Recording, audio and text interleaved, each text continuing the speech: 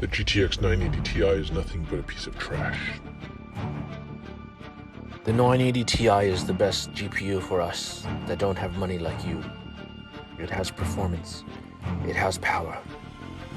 So give us our respect, which we deserve.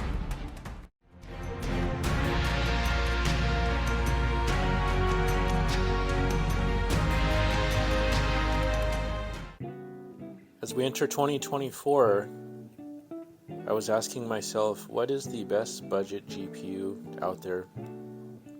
And in my opinion, it has always been the GTX 1060 6GB, and most recently I tried the RX 580, which is equally as good, if not slightly faster.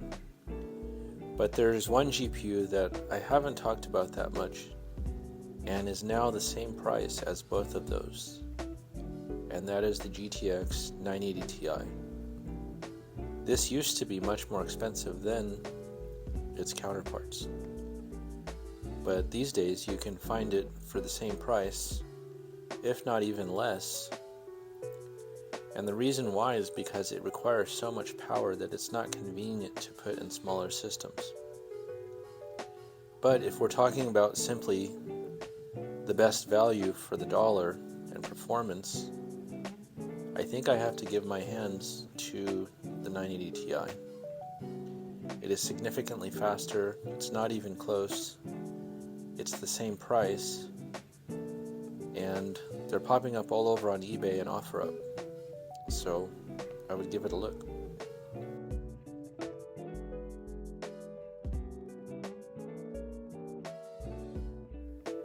So first, let's take a look at how much everything costs. I would say on average all of these go for around $75. These are the price ranges that I've seen online, and I've purchased at least 10 GTX 1060s, 2 RX 580s, and now 4 980 Ti's, and these are the price ranges that I'm seeing online. So this is actually from my personal experience. All in all, in average, I would say 75 is about the going rate. Now let's look at the performance. We're assuming that all of these cards are the same price. The GTX 1060 ranges quite a bit. It starts at $4489. The extreme overclock that I was able to achieve on one of them was 5247 at 87 frames per second. The RX 580 is about the same, but it doesn't like to overclock as much, and so that's why it's only 84. And then the 980 Ti just blows them away at 64 and 72.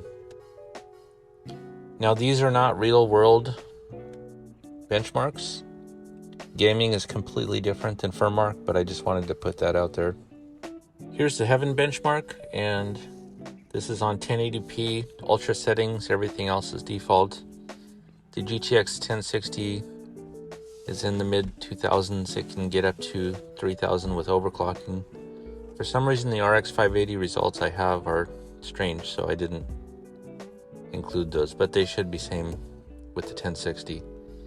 And then you can see the 980 Ti, even at its most default setting, starts at 3000, and I was able to get it all the way up to 4000. So you're seeing a significant difference in performance, but at the cost of heat and power.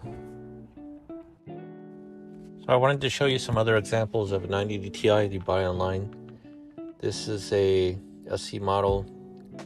This was $70, I believe, with free shipping on eBay. Works very well. It pulls about 280 watts, which is a lot for a card. It's almost double the 1060, but it works great. And then here's one that I bought for $50. That's the mining card I made a video about, and I put some fans and a heatsink on it. This one was only $49 shipped, but it works just as well as the other card I showed you. And so it's just an example of what you can buy for pennies on the dollar and do extreme performance. It just takes a little bit of work.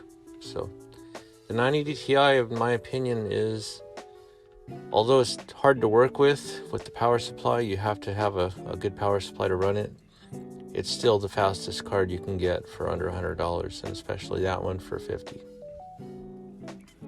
You could also go for a 1070 or 1080 if you could get lucky and you can find one for cheap, but not so easy. The 90 Ti is all over the place. If you look up online, there's tons of them.